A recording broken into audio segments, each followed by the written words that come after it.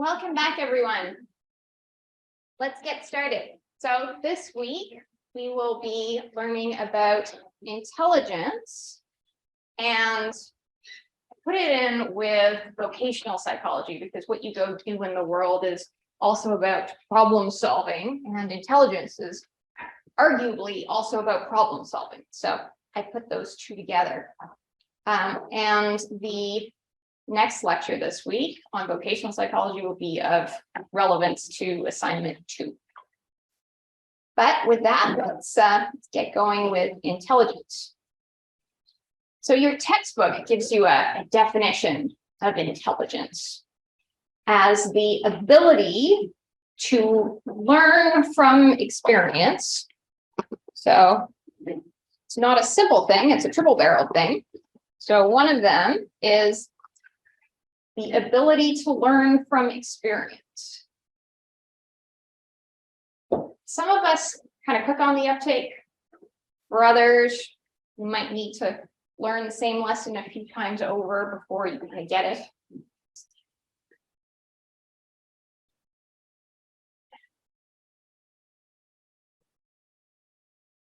The ability to solve problems. We get really philosophical about that. What's a problem? Why is it a problem? Who says it's a problem? How do you know when it's solved? And the ability to use knowledge to adapt to new situations. To adapt. And I'm not going to write down 2 new situations because the word adapt implies change. So, ability to learn from experience. What does that mean? So some people are quicker on the uptake. They learn faster. Some people learn more slowly. They might have to repeat the same mistake or the same lesson until they get it. I'm like that with some things. Then there's the ability to solve problems. What kind of problems? Who says it's a problem? If the fruit fly can find the banana, is that intelligence? They're better at that kind of problem solving than we are.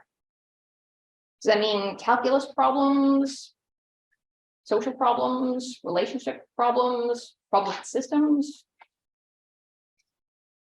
Then there's the ability to use knowledge to adapt to new situations. I've tried to drill the concept of adaptability into you. And your knowledge is a resource, and so intelligence is your practical ability to apply it to overcome obstacles and achieve your goals, assuming they're prudent goals.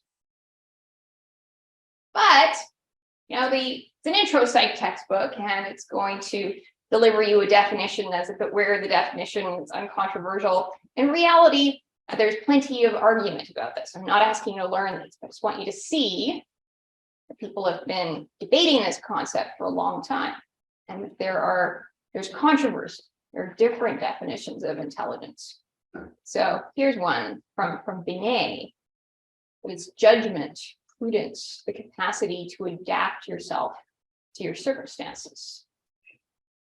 There's another one, the aggregate capacity of the individual to act purposefully, to think rationally, to deal effectively with their environment. That's from Wechsler, whose intelligence IQ test is the most popular. Humphreys says it's the result of a process of acquiring, memorizing, retrieving, combining, comparing, and then using in new contexts information and conceptual skills. Gardner was the one that said there's 8 kinds of intelligence, that multiple intelligences theory you might have heard of. Well, it's in your book, so you might write about it. He says that it's a set of problem-solving skills enabling the individual to resolve challenges he encounters. Gottfredson says that it's the ability to deal with cognitive complexity. That's the only one that doesn't reference adaptability. According to Sternberg and Stalter, and Sternberg is one by the 3-factor theory of intelligence. It's goal-directed adaptive behavior. Here's another one that's about adaptability. The propensity to change or modify cognitive functioning, what you're doing in your head to adapt to the changing demands of a life situation. Your ability to achieve goals in a wide range of environments. And here's the one that's possibly the most different. According to Wisner-Gross, intelligence is a force that acts to maximize future freedom of action. Keep your options open. At some strength, with a diversity of possible accessible futures up to some future time horizon. That's a fancy way to say that intelligence doesn't like to get trapped. Fruit flies are trapped in a very limited behavioral repertoire. Not many problems that they try to solve, they only do it about 5 different ways. So what do these all have in common? What are they all getting at? It's always about, well, almost always, about having mental resources, cognitive resources, as cognitive ability, and using this power in a way that achieves a goal, solves a problem, navigates some obstacle. And that sounds like something that you've heard about before. And maybe intelligence is the cognitive fuel behind adaptability. Your capacity to use what's in your head, all your knowledge, everything you've learned, your powers of reason, to respond to your environment in a way that achieves some worthy goal, or whatever goal we've set as an adaptive one, not global domination. Now, if we call somebody intelligent, if we say they're a genius, that they're brilliant, that's a compliment. We usually take it as one. If you say something like that, people will say thank you. It's like a good reference. But what happens if you say that somebody's dumb, or an idiot, or a moron, or an imbecile? That's an insult. So can you see how much value judgment there is associated with intelligence? And it makes sense if it's adaptive behavior, that's good for the individual and good for the community. I can see why we value that, but this comes with some really, really heavy stuff. So I see there's something reasonable there. It helps individuals and communities succeed. I get it, but it also justifies social position. Because shouldn't the smart people be the ones that are in charge and have power over others? People want to be included, people want to be valued, and so people also want to be perceived as intelligent. And when people talk about success, put your critical thinking hat on. What is success? What does that mean? Who is successful? Who should be successful? We just read words like success and think, yay, success. What does that really mean? It's more value judgments. There are different kinds of problems that humans encounter in their many varied environments, and they're solved in different ways, using different skills. Some mental ability, some mental power, some psychic power. Psyche is the mind. I didn't mean that in like a woo way. Okay. But some kind of mental power underlies all skills. Because if a person was brain dead, they wouldn't have those skills. And there's a very, very wide range of skills. Building a bridge, solving a math problem, coordinating events, helping people manage their emotions. Those are different things. And we know that as individuals, we all differ in our mental abilities.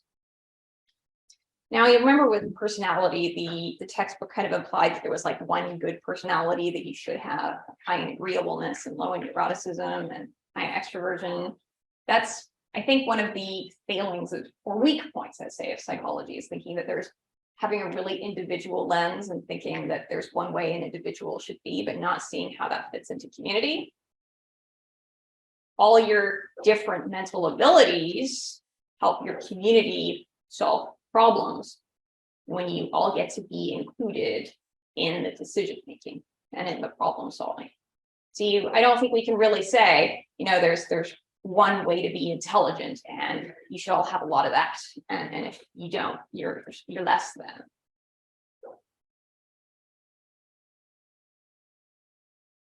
So let's say you pick some definition, and I think that we could debate that for a really long time, but you pick something, you go with one of those, and it's really abstract and philosophical.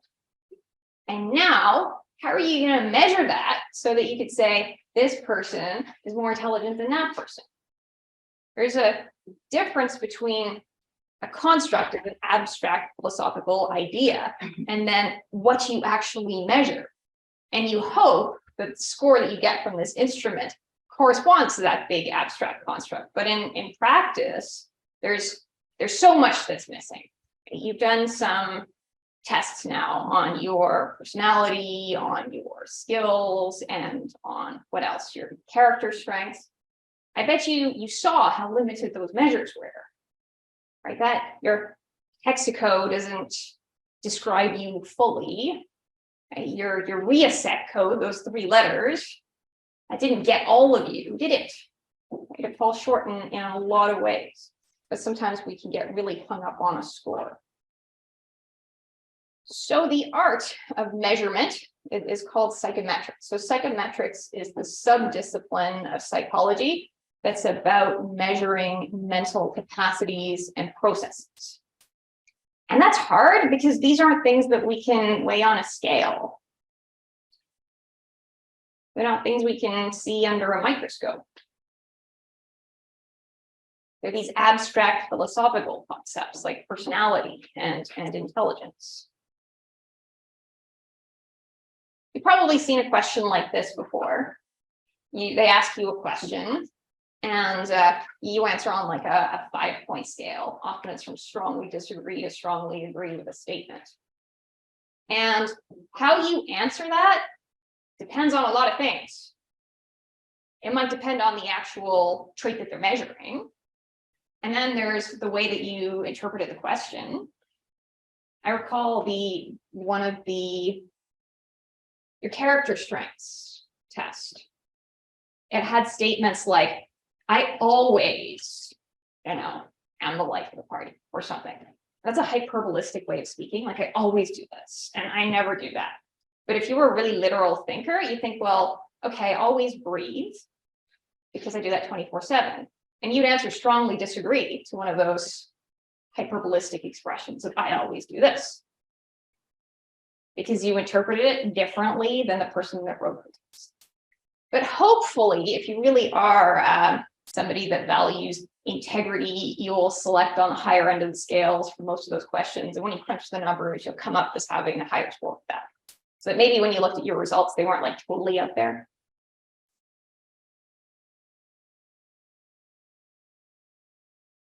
There are lots of jobs for psychometricians. So there are tests to see if someone has depression, might have depression, learning disabilities, whether they'd be a good fit for a job or an organization. The military uses them a lot. So many of the students in the master's program here in IO psychologist are personnel officers for the military. So you join the military and you get some tests and they'll say, okay, you have this kind of job and maybe not that kind of job. Our test might answer who should be given a leadership position or sent on a dangerous mission. Okay, and those tests in this class that you've taken about your personality, your character strengths, abilities, skills, all of those were psychometric tests. So what makes a good psychometric test? Well, it should be valid and reliable. Content validity refers to the extent to which the test actually measures what it is supposed to be measuring. If I want to know your age, asking you for your date of birth would have content validity. Yeah, that's a valid question to ask. But if I asked what your favorite color is, that would not be valid. That wouldn't be measuring what I'm trying to measure. Predictive validity is the extent to which the test predicts the behavior it's meant to predict. So if the personality test, the hexaco says that you're an extrovert, does that mean that I can expect to see you acting like an extrovert? Putting your hand up, asking questions, going to the networking event, chatting with people in the cafeteria. If the test says that you're an extrovert, well, I should be seeing that. In reality, the predictive validity of personality tests is not very strong. Some tests are biased, and what that means is they're not valid or reliable for a certain group. And if you need accommodations and you don't have them or you don't get them, the quiz is not a valid indicator of your knowledge. Okay, and many of the psychometric tests we used are developed by and for and on class privileged white people. And so they make assumptions about people that might not apply to you. Reliability is different from validity. You can have a test that's valid but not reliable. You can have a test that's reliable but not valid. So if I want to know your age and I ask you your favorite color, I've not given you a valid measure of your age, but it'll get reliable results, assuming you answer honestly, right? Every time I answer that question, you say blue. Very reliable question. Okay. If you lied to me consistently, then your statements wouldn't be valid, but they'd be reliable. So reliability is about consistency, assuming the way you're measuring isn't really changing. Now, think about measuring mood. If somebody's scores fluctuate, is that because of the unreliability of the test or because their mood actually changed? So a measure is said to have high reliability if it produces similar results under consistent conditions. So a tape measure is very reliable. If you're 5'4", you're going to test as 5'4" every time I measure you. But your bathroom scale is a lot less reliable. And that every time you step on it, you get a slightly different number, even though your weight actually hasn't changed. And that's why you keep getting on and off it until you get a number that you like. So that kind of reliability is called test-retest reliability. And the test-retest reliability is higher for the tape measure than the bathroom scale. And that is way, way higher than for a psychometric instrument about your personality, where you can interpret the question 6 different ways. Or you think about it in one context or another context, and they're assuming there's some global general context, but there's really no such thing. So an unreliable measure gives scores that fluctuate a lot because of the error in the measure. And so your personality test results will fluctuate every time you take that test, probably, right? If you went and did the RIASEC again, you might get a slightly different code. Right? If you did the hexaco again, your scores might come up looking a bit different. And that's because you're interpreting the questions differently. Or maybe you were cued by something one time, or you forgot something, you were reminded of something. Okay, and so you'll answer that differently, even though your personality is the same. So most tests in psychology are way less reliable than the bathroom scale. Okay. Standardization is a good practice given all that error. And standardization means that the tests are given to everyone in the same way. Everyone gets the same instructions, everyone gets the same questions, and ideally writes it in the same environment. So once you get the results of the test, how do you interpret them? There are norm-based tests and criterion-based tests. So a criterion reference test compares your knowledge, your skills, whatever it is, against a predetermined standard or some learning goal, some performance level, or some objective criterion. You must be at least 4 feet tall to go on the ride. And it doesn't matter if 4 feet is above or below average, right? That's irrelevant. You just have to be 4 feet tall. And you have to have so many points to pass your driving test. You have to get 60% of the questions right on your quiz. We assess that as satisfactory. That's a criterion. Norming is different. Norming is about where your individual score stands relative to a distribution. Is it average, above average, or below average? It's about where you are in comparison to everyone else. The mean of the IQ score distribution is 100. And 100 is the mean performance on the test. Okay, so if you get an IQ score of 100, what that means is that your score is average. And what that value of 100 means in terms of actual performance depends on the sample of people that are taking it. So what was average performance in terms of actual questions that are answered and how they're answered in 1920 would be considered a mental disability today.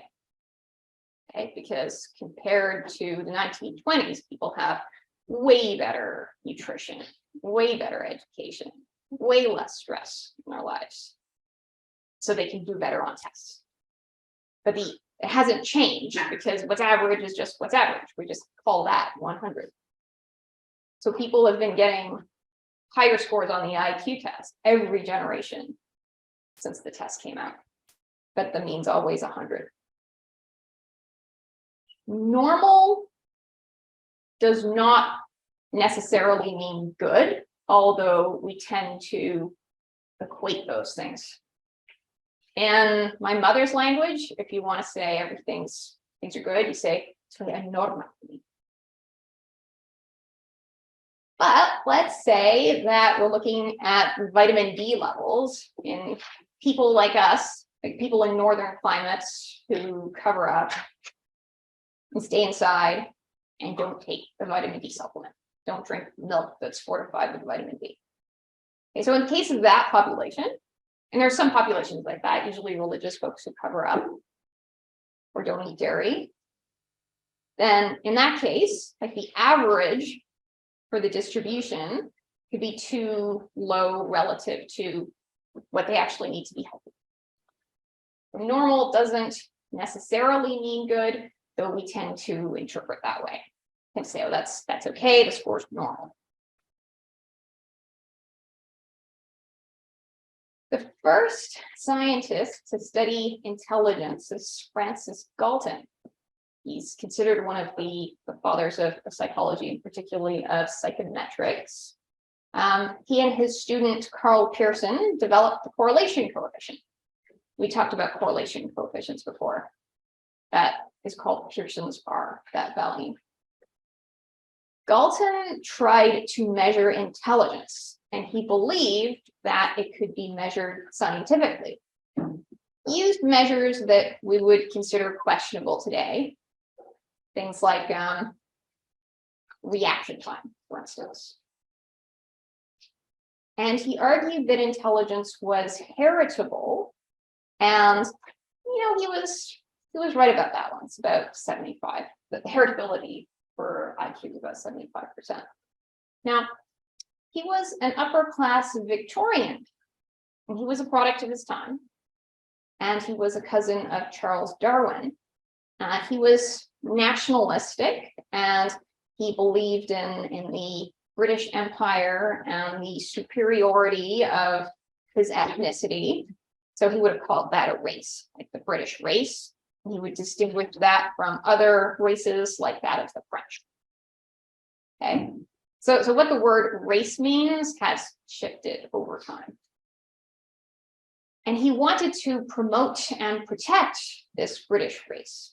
And his belief in the hereditary nature of intelligence led him to be a strong advocate for eugenics. You guys know what eugenics means? So his idea was that if this is a hereditary trait, well, then we can improve the race by only allowing those who have a lot of it to reproduce and not allowing those who don't have so much of it to reproduce. And he thought that they should be kept in special camps where they would work for society and not be allowed to have kids. Can you imagine who he came to influence?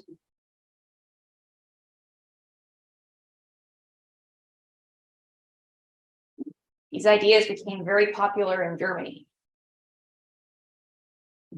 But I'm using this word intelligence, and I was concerned, well, maybe I'm not using it the same way that Galton meant it, because the definitions of these constructs change over time. So what was Galton actually measuring? He called it genius. No, never mind the measuring. Let's go at the conceptual level first. What is this concept? So he called it genius. And he gave the definition from Samuel Johnson's first English dictionary. Genius is mental power or faculties, the disposition of nature by which anyone is qualified to some particular employment. Oh, that's interesting. Sounds like vocation. Nature, disposition. A person who is a genius is defined as a man endowed with superior faculties. It's a faculty, any kind of mental power. We called it an ability that's exceptionally high and at the same time inborn. And he chose not to use the term ability because he thought the term ability does not exclude the effects of education. And he thinks this has nothing to do with socialization. It's completely inborn. Okay. And he thought that this was something that white people had more of.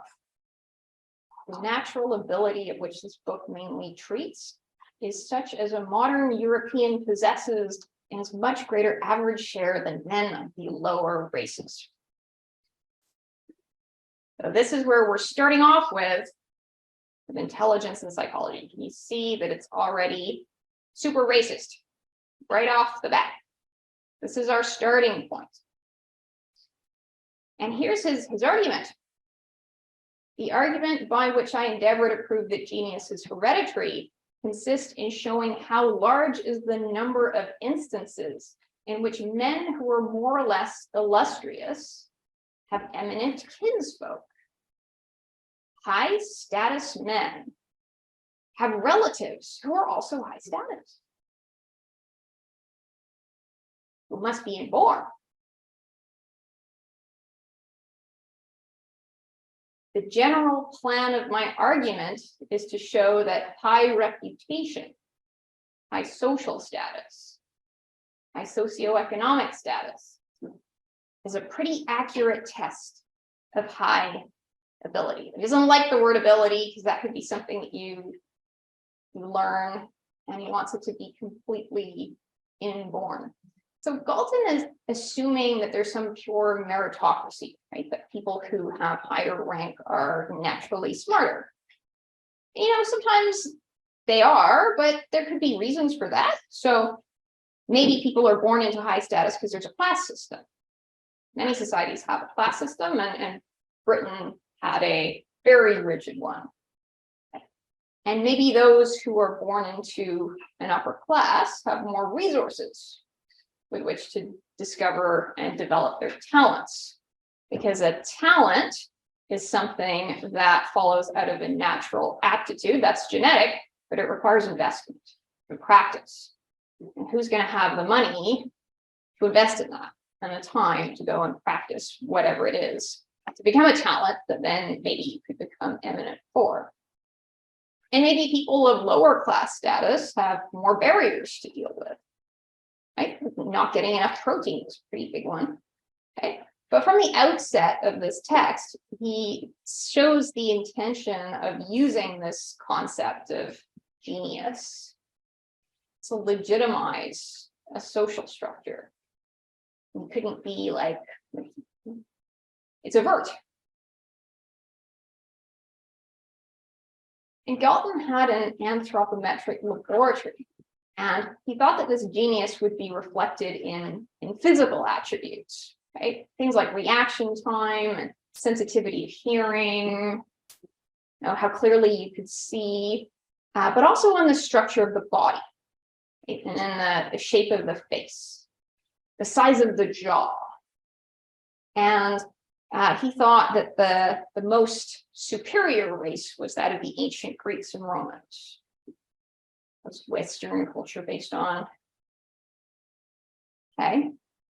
And so he's kind of trying to match people up there to see how they're, how it computes. This was kind of a tool that they would use.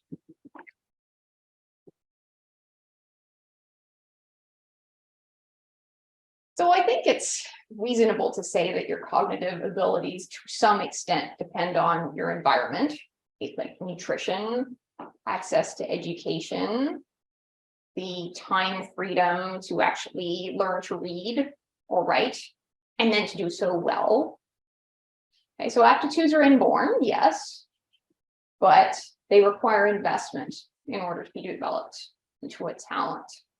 And so if somebody's born into poverty and they're expected to spend all their time laboring and they don't get to go to school and they don't learn to read and write and they have a poor diet, well then how are they going to develop into geniuses, even if they do have some intellectual aptitude? But another way you could look at it, and this is the way that Galton saw it, and people of his time would have seen it, was that the reason that upper class people have better developed faculties is because they are innately superior beings. And because of this innate superiority, genius, they have a right to have the resources and the power. And that protecting and promoting their lineage is a service to humanity, right? And God forbid that this hereditary genius ever be weakened by miscegenation. So this is in that, and this is could be triggering. In that book on hereditary genius, there's a chapter on race, and he put the ancient Greeks in the highest rank, and his reasoning is because they had masterpieces. I don't know if you'd look at the works of other cultures and say that's a masterpiece, right? An unparalleled masterpiece. How do you decide that it's a masterpiece, right? And he put Black people in the lowest rank. And here's how he would rationalize that. Well, if you read books, okay, and in like a storybook, and they ever mention a Black person in that book, well, they don't describe a smart person. That's how he's reasoning here. Those books were probably written by white people, right? And he considered settlers to be superior to bohemian, that's what he called them, or nomadic ethnic groups. So you got to be staying in one place, doing one kind of thing, applying yourself to that. It'd be a problem to be part of a group that likes to move from place to place and be unsettled in habits. Eugenicists believed that race and intelligence and poverty and criminality and depravity were all correlated. Intelligence and status and all the good things we like, okay, and low intelligence and all the bad things that we don't like. And so the white upper class was seen as the most fit. And racialized people, poor white people, people with disabilities were seen as unfit. And it was thought this was a scientific fact with a biological basis.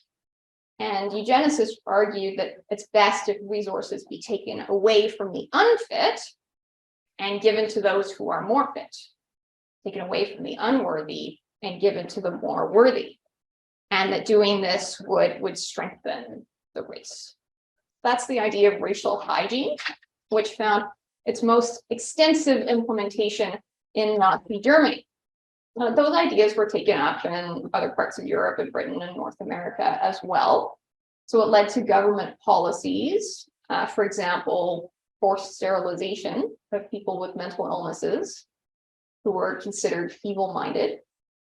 Black women were disproportionately likely to be forcibly sterilized. And it was used to justify cutting funding and other support to people who were institutionalized, and even to euthanizing them. And it generally functioned to turn attention away from any awareness of social determinants of health and behavior.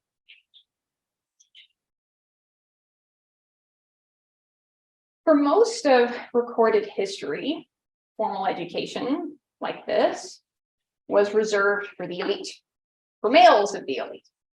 Universal formal education, like the public school that most of you went to, I know you didn't, came along with the Industrial Revolution because people needed more literate workforce at that point.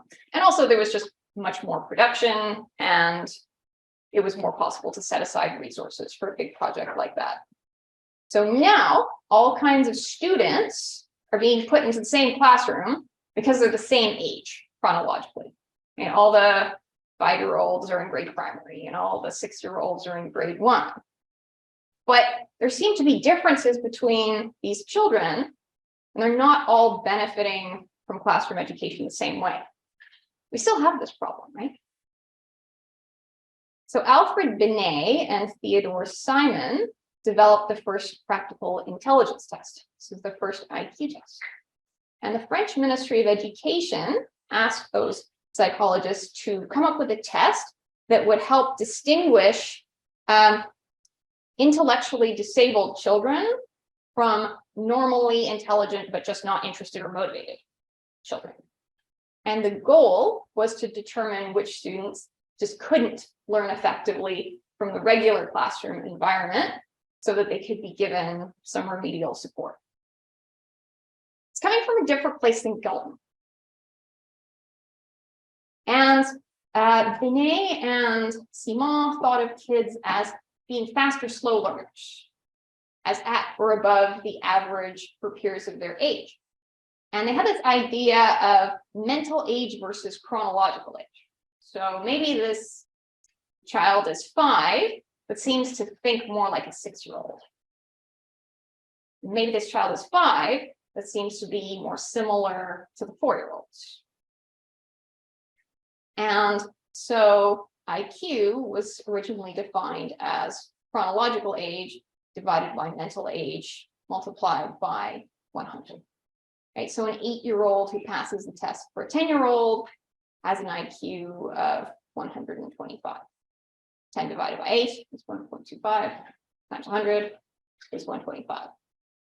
But if you're totally at the average, you're an 8-year-old who has the mental ability of an 8-year-old, then you have an IQ of 100.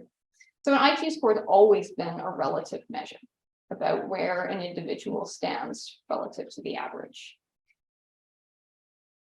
Now, let's look at where history is at, what's going on at this time period. So at the time, leaders in the USA were facing social issues around a diversifying population. So there was a drive towards creating a society that's based on meritocracy, and yet there's another drive to maintain the values and the privilege and the authority of the upper class.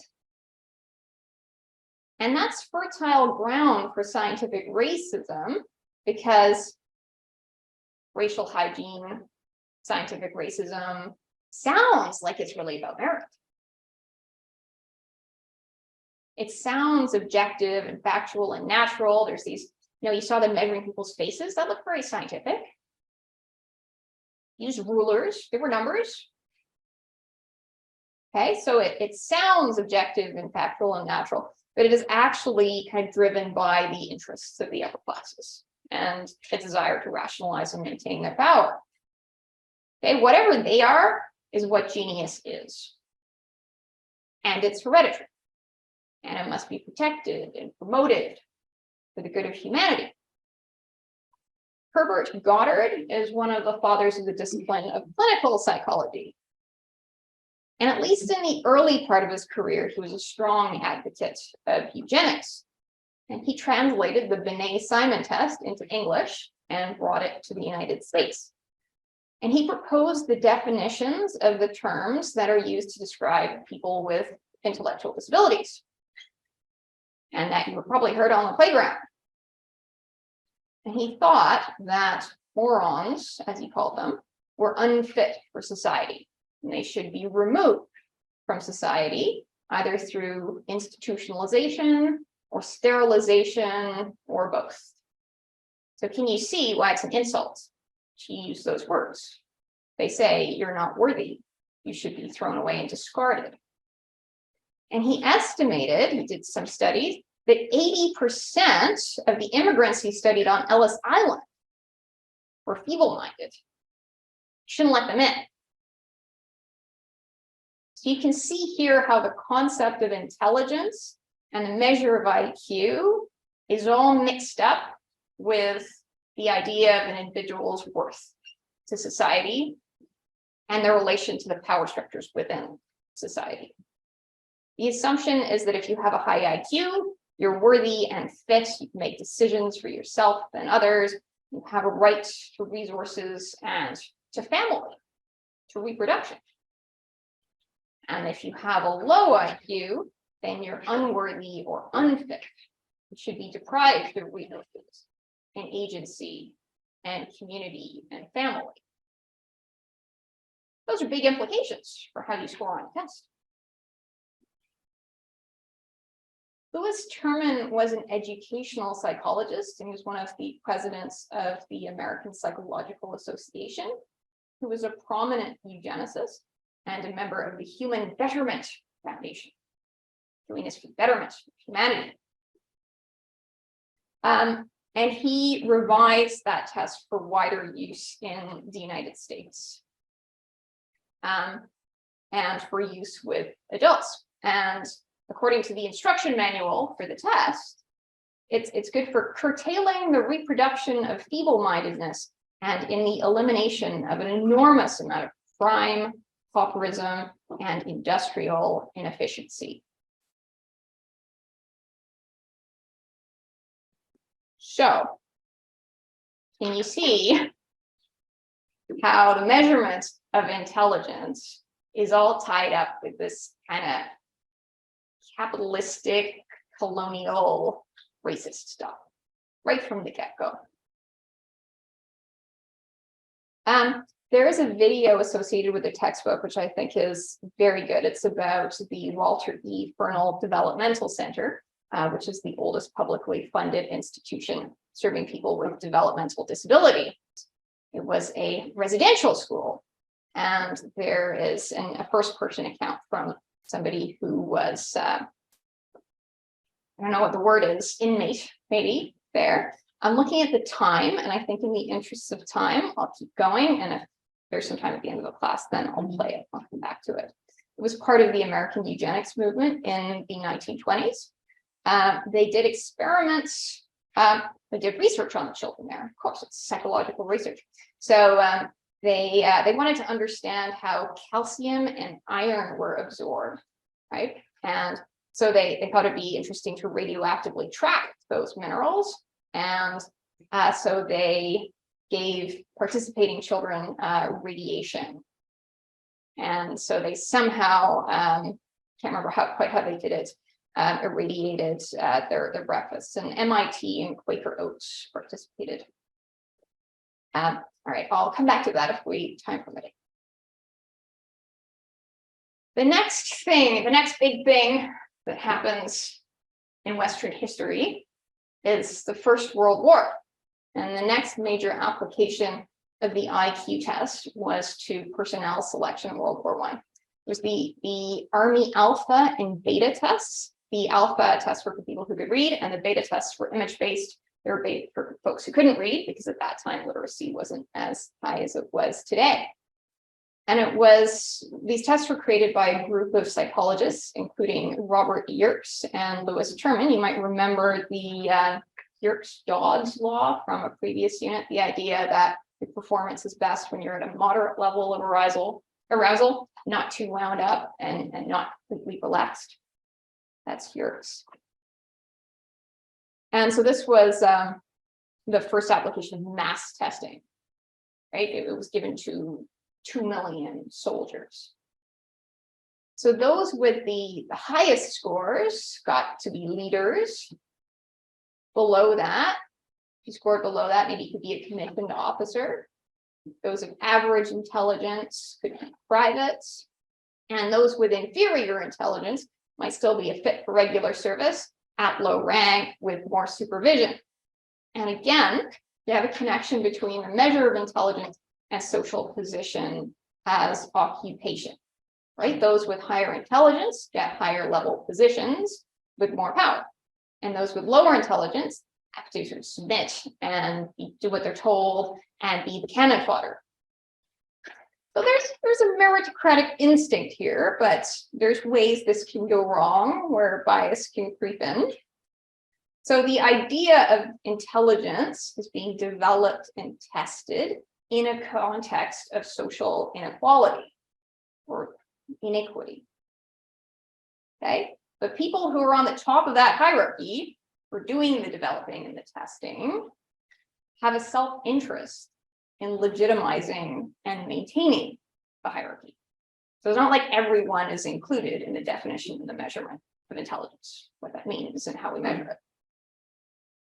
After World War II, IQ tests came to be used in job selection in the workplace. And now there's many other tests besides IQ tests that are used to try to find the right person for the job. The strongest known predictor of job performance is the combination of IQ and conscientiousness, which you'll remember is a facet of personality that's about work ethic. And that combination has better predictive validity for job performance than experience. The Army Alpha and Beta tests found ethnic differences in intelligence. Recent immigrants had markedly lower scores. And you might wonder, well, what kind of questions were they asking? And here's an example. Velvet Joe appears in advertisements of, what is it? Tooth powder, dry goods, tobacco, and soap. What assumption does that test question make? Yes, Alex. That the person taking the test is aware of the social context the test is designed for. Exactly. Put that way better than I was going to say it, but that is right. I would just guess that we these days couldn't take that test without getting marked inferior. Yeah, because we don't know that, we don't see those ads. And where do you see ads? When you're like, what, reading the newspaper or a magazine? And so it makes sense that recent immigrants wouldn't be as familiar with these popular products. But people who are writing the test are thinking, well, everyone's seen this. Everyone should know. And if you don't know, it's because you're dull. But Yerkes was a strong advocate of eugenics, and he believed that this showed that kind of hereditary inferiority. And no one of us as a citizen can afford to ignore the menace of race deterioration. And thus, this was a justification for the national origins formula, which restricted immigration to the United States in a way that kind of kept it more waspy. So whiter and Western European in particular. So scientific theories do become the basis of policy. And when that happens, and we have policies like this and policies that kind of the Nazis had, they do a lot of harm. So there's value in having the critical capacity and to challenge them while it's still small, like while it's still a paper and a conference presentation. Now, people who've studied intelligence have wondered, is intelligence one thing? Right? Is there one general mental ability that underlies all the other mental abilities? This brings me back to the concept of factors, which came up in the personality. The personality test measures 5 or 6 domains of personality. So a factor is a statistical concept, and it means that on a psychometric measure, on a psychological test, there's certain items that cluster together when you look at the data, because people who scored high on this item also scored high on that item. There's correlation in the way that people respond to them. They cluster, they clump together because people respond to them in similar ways.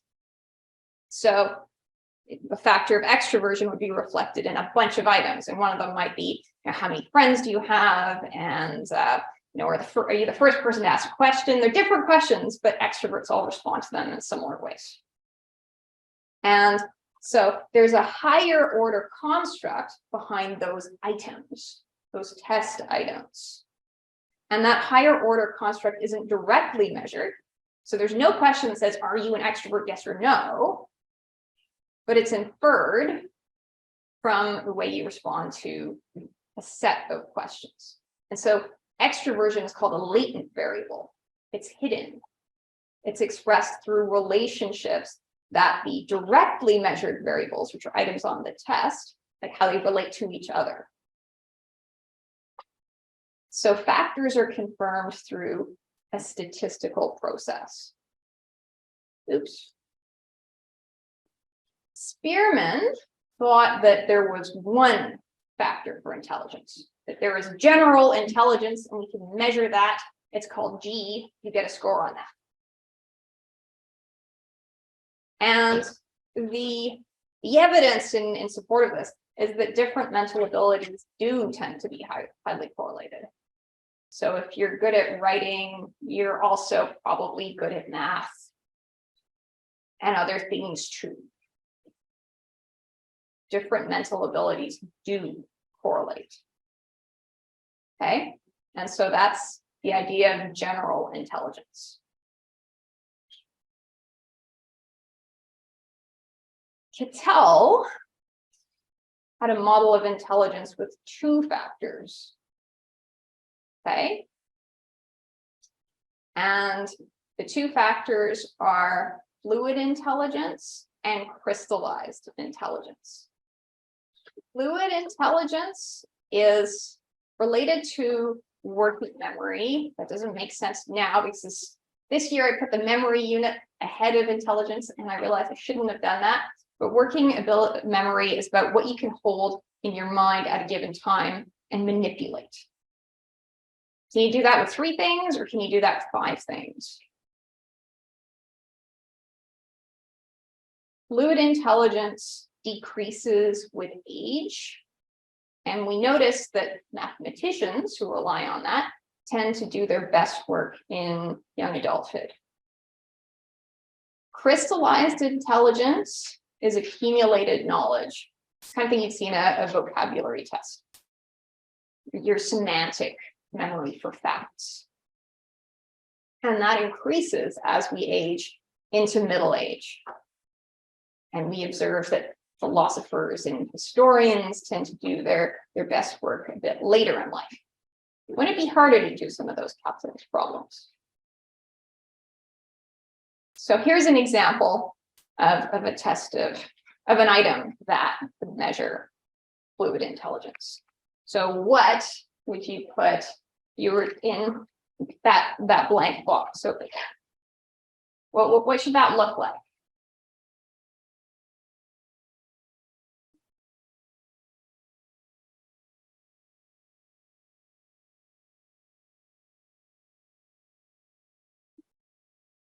Yes. Bottom right as what's it on the screen, so. So the here? right one. This one? Okay, why did you say that one? I mean, why didn't I color them all in?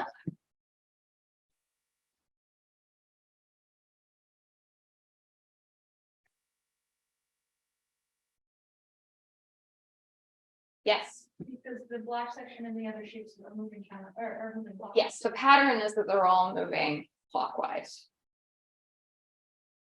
So there you go. That's an item that measures fluid intelligence. Here's another one. It's word-based. Some ants are parrots. All the parrots are apples. A couple of conclusions here. One, all the apples are pears. Two, some ants are apples. And which would you pick from A to E? Only one conclusion, the first conclusion follows? Or is it only the second? Could it be either one or two? Is it neither of them, or is it both? Yes. How did you know that so quickly? You just did. Why is it B? Because some of the ants are carrots, so they're also some of the ants are apples. All of them are apples. It's like some A's are B's, all the B's are C's.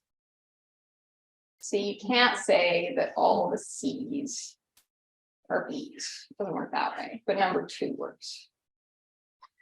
Yeah, it's like you know it's right, and it can be hard to articulate, but that is a test of working memory. And I'll throw people because there's this nonsense in it about ants and parrots and apples. But in a logic question, you just ignore that. So, yes, that's, I think, what you were saying. Here is a question from an IQ test, a modern IQ test. What's this measuring? It's measuring crystallized intelligence, which is what general, I think you mean the same thing. There's a store of facts. And Binet said that you cannot separate the concept of intelligence from memory, from knowledge, from stored facts. But, are there some folks that might be very smart, but just not know the answer to that question? It's kind of like the Velvet Joe question. I saw this question because I peeked at my brother's IQ test results. He has autism and he picked London. And I wonder, was that because he would like to live in London? Has no interest in religion or current events. Sternberg offered a 3-factor model of intelligence. Well, the 3 factors were analytical intelligence, practical intelligence, and creative intelligence. And analytical intelligence is academic problem solving and computation, in contrast to street smarts and common sense, and imaginative, innovative, creative problem solving. This model lacks empirical evidence. It can be measured reliably, but just because something can be measured reliably doesn't mean that it's valid or makes a good theory. And there is a 7-factor model from Thurstone, who identified 7 clusters of primary mental abilities. Factors are identified statistically based on the items that you put in the test. So if there's 100 items on that test and you do the factor analysis, maybe the factor analysis comes up saying there's 3 factors, there's 3 clumps, or there's 5 clumps, or there's 7. But that depends on the items that you put in the test. And did that test ever consider every single kind of cognitive ability that's out there? No. So this identification of factors is totally dependent on what you measured in the first place. And it's never been a universal measure. And his factors were verbal comprehension.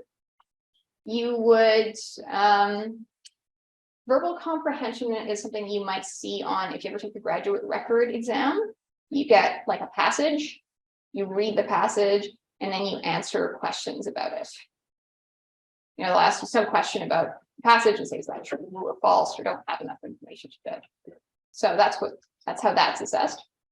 Word fluency is assessed by asking you to name all the words you can think of that start with, say, an F in 60 seconds. And people who have higher word fluency will identify more words. Numerical fluency items are assessed with simple arithmetic problems. Spatial visualization is a cognitive ability that does show a gender difference. Men are better at this. So this is your reference object, and which of the 4 3D objects is or are the same as the first one, but just rotated differently? Yeah? Do you have an answer? I can't see that well. Do you say? Number 4. I can't hear you. Number 4. Number 4 is a correct answer. Also. And 1 is the other one. I can't do this, right? Like it's like you were able to answer that apples and parrots question just like that. And some of you guys can look at this and solve it. I can't do that.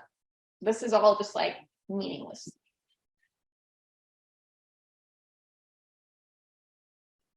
What else? Associative memory is a certain kind of memory, and it's the ability to remember pairings. Okay, so it's the ability to learn and remember the relationship between unrelated items. So you could give people a set of faces and a set of names and see if they remember which name went with what face. That is a test of associative memory. Perceptual speed. This is another one that I do very, very, very badly at.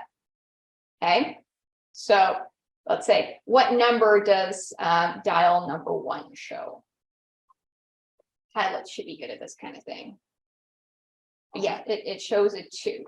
And then they would only let you see this for a short time, like maybe a few seconds. Okay, but it'd say, give the readings from all the square instruments from left to right, starting in the top row. And then take it away.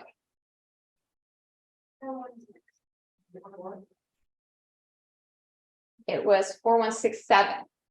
And so the way we'd assess that is how quickly could you do that and how accurately could you do that, which is the same way we would look at how you solve the arithmetic problem. And Thurstone's thought that G was about the coordinated activity of distinct brain networks, which then all underlies one of these different factors. It's interesting that when people have identified these different factors for intelligence, they continue to correlate. So it keeps supporting the idea of G. But I could look at my own performance and say there's some things that I do really well, like word fluency and verbal comprehension, but the arithmetic problems and the perceptual speed and the object rotation, go. Gardner has a model of multiple intelligence that you've probably heard about because it's popular. Okay, and he says that intelligence is about multiple abilities. And he identified what were supposed to be 8 independent intelligences. So there's musical intelligence and mathematical intelligence and existential intelligence. What's that? Tackling the questions of why we live and why we die. Interpersonal intelligence, it's like social skills. Body intelligence. This is popular, but it is an attractive philosophy, right? Everyone can be smart. It lacks scientific credibility because he's using the term intelligence to mean talent.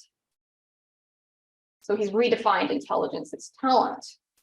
And there's no, well, I mean, why stop at 8, right? Like, why not have cooking intelligence? Right? Like, some people just burn everything and put ketchup on it, but other people can make really good food. But you could kind of keep going. Interestingly, they continue to correlate with each other. And there's no connection to adaptive behavior, because let's say you're good at dancing. Well, if you go dance in the middle of the road, is that intelligence? So you definitely see this one around. It's popular in education because it's an attractive philosophy, but it's not a good theory of intelligence. The most popular modern intelligence test is Wechsler's IQ test, most widely used, and it gives an overall intelligence scores and then separate scores for his factors, which are for verbal comprehension, perceptual organization, working memory, and processing speed.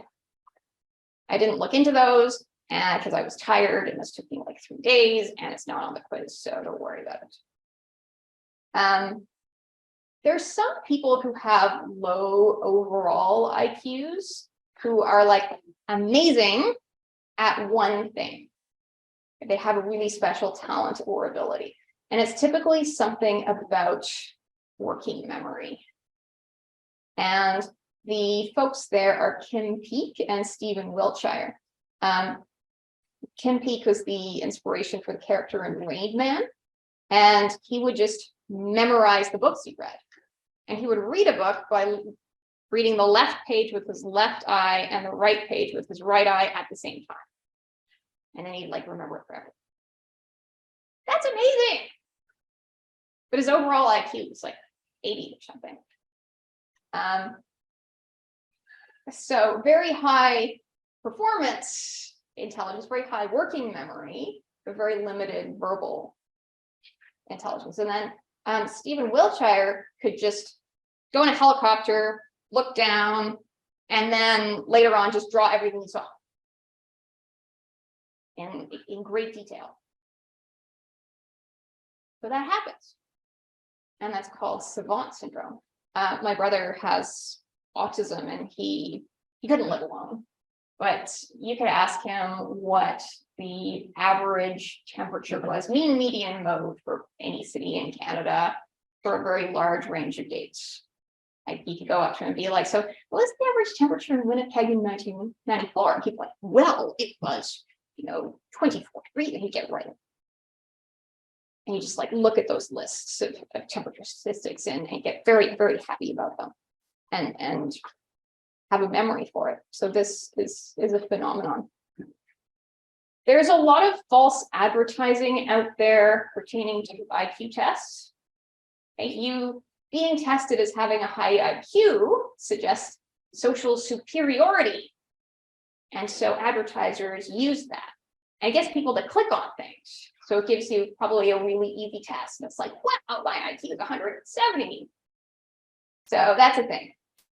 And it gets you to post it on your Facebook wall or get the Sudoku app. What do we know from research on intelligence? Well, Galton was onto some things and very messed up about some other ones, but yes, there is evidence that it's hereditary. And so about 3/4 of IQ differences between individuals in a population is attributable to heredity. So your mental abilities might be something like your mom's or your dad's. And notice that they're doing something they warned you about. They're messing with the y-axis to make the differences look more dramatic. You can see it doesn't run this one runs from 0 to 100, they're just missing the 1. And then this one restricts it. And so you see larger differences there. But anyway, what does this graph tell you?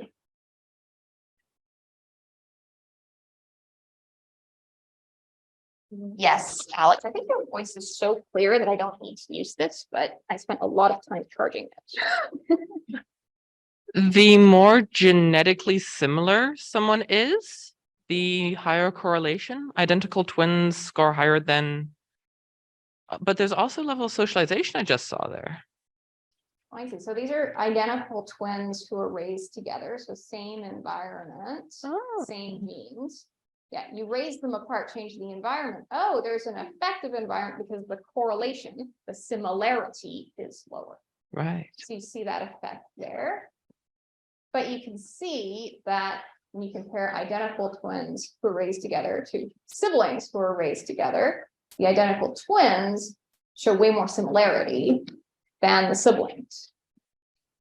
And that shows the influence of heredity. So there's some environmental effects, but there's a larger hereditary component. Environment really matters when you get into very deprived environments, right, where people are not eating enough protein, right? That makes a big difference. And then different kinds of research make different suggestions about the stability of IQ over the lifespan. So in a longitudinal study, you take one group of people and follow them over the years. So we'll take a group of people, measure their IQ when they're 10, 15, 20, 50, 75. And that's what this suggests. And then there are cross-sectional studies. And that means that at one time point, we're going to measure people from different age groups. So at this one time point, we'll measure the IQ of people who are 10, 15, 50, and 75. And you get really different results. What's going on there?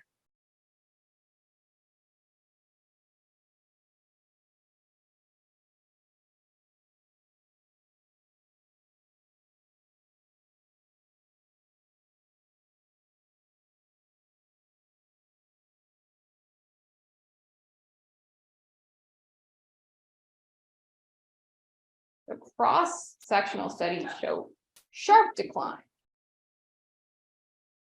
Younger people have much higher IQ scores. Older people have much lower reasoning ability scores. But when you track the same people over the time, it looks pretty constant over the life. So longitudinal studies suggest a lot of stability. And then cross-sectional research suggests dramatic decline.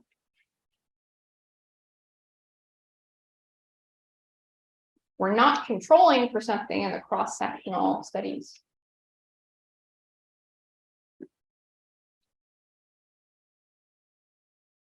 You hint it's about the influence of environment.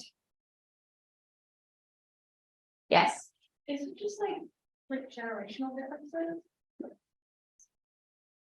you mean by generational differences? As in like the different ways people are raised, like depending on like the years of their born. Like I know my parents were raised differently than I was, and I know their parents were raised differently. And there also might have been differences in access to education and differences in nutrition and other things as well.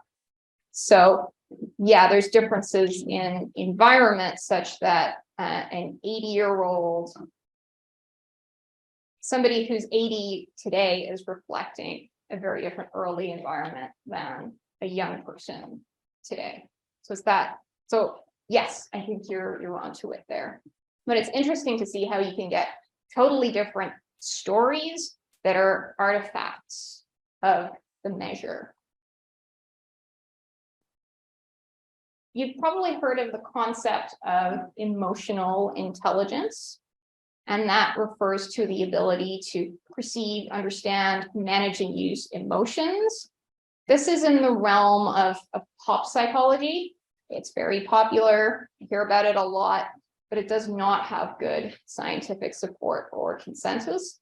What research suggests is that what they're really talking about is the combination of cognitive ability of general intelligence, and then the personality traits of agreeableness and emotional stability. And maybe that's a winning combination, but only in some contexts, like maybe, I don't know, in the workplace context, when you have a subordinate role that might be highly prized, but it's not really a good theory of intelligence.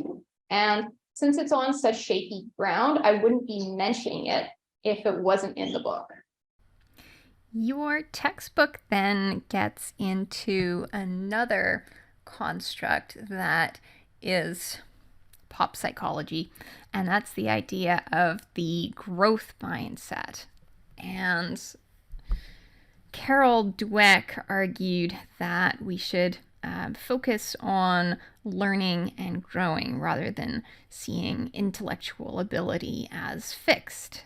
She saw intelligence as changeable and encouraged people to put in the effort.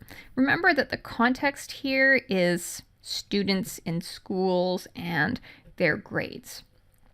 This is one of those ideas like learning styles, like emotional intelligence, that has emotional appeal, but is in fact scientifically controversial. And there recently was a randomized control trial of her methods to see if it resulted in increased school performance for students, and it didn't show any benefit. And notice how we have slipped from a discussion of intelligence as this higher order abstract idea to the measurement of IQ to school grades. Those are different things. Notice that's happening. I don't really understand why the textbook is including information, theories that are not scientifically valid at a first-year level.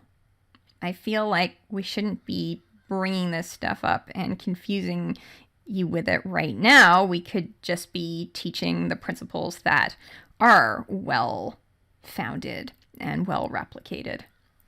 But then it occurs to me that maybe the textbook authors are struggling with this way that intelligence is attached to worth in society. And so they're trying to offer these alternate routes to worth through intelligence, through multiple intelligence and emotional intelligence and growth mindset. And none of these are validated theories of intelligence, but I speculate that they're putting them so that we can still feel good about ourselves, even if we don't have really high IQ scores, because there's that assumption that we should all have really high IQ scores. But I challenge that. And I don't think that conditional self-worth is adaptive. It doesn't go anywhere good. Your self-worth shouldn't be based on your IQ score. You shouldn't have better or worse self-worth because of a score on a test, because of somebody's idea of intelligence. I think that's just a slippery, dark path. And wouldn't it be better, and couldn't we avoid all this mess if we just valued ourselves and other people unconditionally? Because we are. And include people because they are human, and not get into these games about intelligence and intelligence testing. The textbook also gets into the concept of stereotype threat. As you know, tests have picked up ethnic differences in IQ scores. And there has been an effort to explain these away through the concept of stereotype threat, so that if a stereotype about ethnic groups and intelligence is active, that can impair people's attention, their performance, and their ability to learn. So there's some evidence that women have performed better on math tests when they were told that women usually do as well as men on the test. There's evidence that Black students have performed worse when reminded of the race before a test. These effect sizes are very small, and the studies that publish them have methodological issues. That said, I think that even the highly regarded studies in psychology often have some kind of methodological issue. Test anxiety is real. Upsetting somebody or reminding them that they might not be welcome or seen as good enough could hamper their performance. I get that. That said, I feel like I'm seeing a desire to have all groups perform the same way on a test that is only a very small sampling of human ability. And I wish that we could accept and celebrate difference instead of trying to look for ways to explain it away, to say that everyone's the same. Why is sameness good? Maybe these groups that get lower average scores on IQ tests have abilities that we haven't measured, that may not be as socially valued in this context, but could be of themselves most meritorious. Another pseudoscientific concept that the textbook gets into is the 10 years or 10,000 hours of practice rule. This is another popular idea that is not scientifically validated. It's true that it typically takes a lot of deliberate practice to become an expert, but it is not true that should you go put in 10,000 hours of practice on something, you will therefore be an expert. I think this is another attempt on the part of the textbook authors to find a way around the IQ self-worth problem, right? And they're starting to get into these ideas of success and saying, well, you know, it's not all about your IQ. It could also be about emotional intelligence and multiple intelligences and grit and now practice. And they're giving you another concept that is not really valid, because the original study where this rule comes from is based on violin students at a music academy in Berlin. And that study found that the most accomplished students had put in an average of 10,000 hours of practice by the age of 20. That doesn't mean that if anyone puts in 10,000 hours of practice doing something, that they will become an expert. Like, that's a big leap. I mean, the 10,000 was an average. So if that was normally distributed, it would mean that half of them did less than 10,000 hours. And why are we taking a result from violin players and generalizing it to everyone and everything else? And by the way, this wasn't even done on professional violin players. They're students. Age matters to practice. If you do that practice when you're a child, you'll get a lot further because of neuroplasticity than if you were to put that time in as a much older person. There are natural aptitudes. Practice will take somebody with a natural aptitude further than it will take somebody who doesn't have that aptitude. And what if it's poor quality practice and poor quality teaching? Those are all considerations that show you that this this rule is a bit of a silly idea. I think its adaptive value is to encourage you to put in the effort if you want to develop a talent. But we can teach you that without using this rule, which isn't a rule. It's not a thing. The text then gets into the idea of intelligence and success. But we have another issue here, because success is a social construct. What does success mean? It's another one of those abstract philosophical ideas. Does it mean being rich? Does it mean having great relationships? Does it mean being a leader? Does it mean being happy? Does it mean having a lot of accomplishments under your belt? What the hell does success mean? How can I talk about intelligence and success when I don't even know what success means? This graph here, the scatter plot, is from your textbook, and it's showing the relationship between IQ score and annual income. You can see there's a small positive correlation, but this is not a strong correlation. You can see that there's someone here with an IQ of about 80 who's earning almost $200,000. Wonder what they're doing. And then there's somebody here with an IQ score of 130 who's below the poverty line. That said, we do know that the best predictor of job performance is the combination of IQ and conscientiousness. So, what is this telling us? If you want to be successful at tasks, jobs are about tasks, then yeah, IQ matters to some extent, and so does conscientiousness, which is about work ethic and persistence and diligence. Individual and group differences in IQ and in a myriad other psychological traits are observed with the most valid and reliable instruments we have. But keep in mind that they're not perfectly valid and they're not perfectly reliable.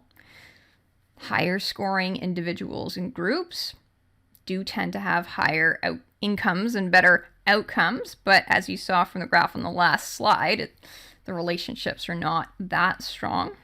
And these differences persist on tests that are designed to be culture fair, and the differences may be reduced but are not eliminated by accounting for stereotype threat.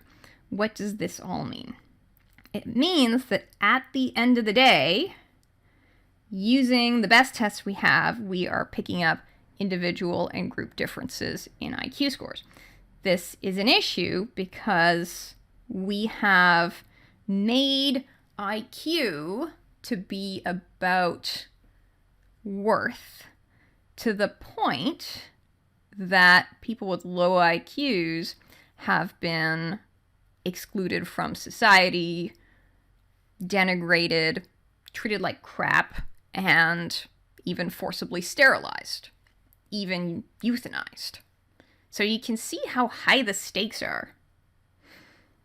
I think that, like personality differences, there are many different cognitive abilities, and we all have our place in the world, and we find it in community with others. People who have low general intelligence still make contributions, and there's no reason that they should be any less included, and there's certainly no reason that they should be mistreated, and they have been very poorly treated. And so it's concerning to see ethnic differences in IQ score, because then that can be used as a reason to mistreat people. And really, there's never any valid reason to treat anybody at all unfairly.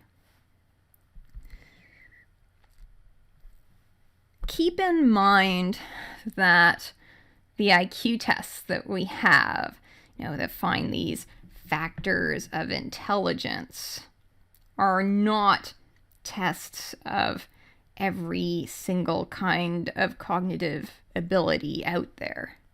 And they're also not tests of talents. So there's so much about ability, about cognitive ability, that's not on those tests. Let's back up again. What is intelligence anyway? It basically comes down to problem solving, to goal-directed adaptive behavior. And there's so much subjectivity and judgment that goes into defining what a problem is and whether it's solved well. If a group has survived to this point, even under very difficult conditions, under conditions of discrimination and mistreatment, well, you gotta wonder, you might think, to have shown such resilience, maybe they have acted adaptively and intelligently.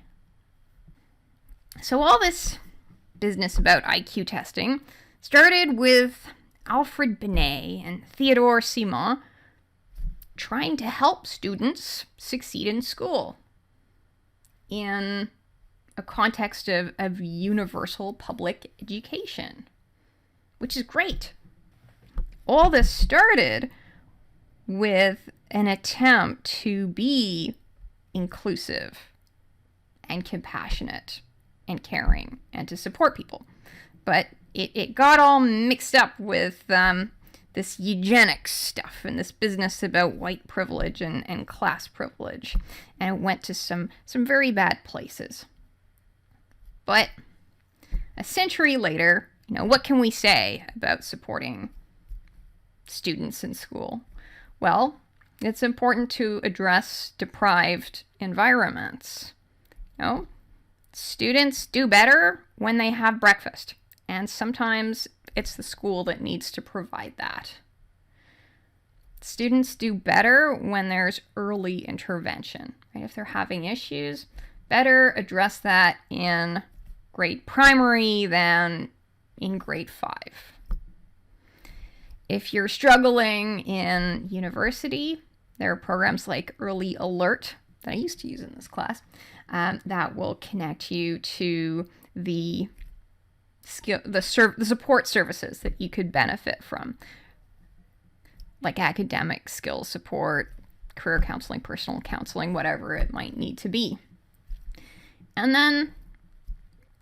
then we should have appropriate placement. If you're a slower learner, then you don't need to be in the accelerated course. But some people are ready, are capable of taking an accelerated course. Like in grade 12, maybe you had advanced math and then the general math class and the extra help math class. There's nothing wrong with doing that. That brings me to the end of the lecture. Next class, we will talk about vocational psychology, which doesn't need the concept of intelligence, though it's still about adaptive behavior and using your talents to solve problems. I'll see you then. Take care.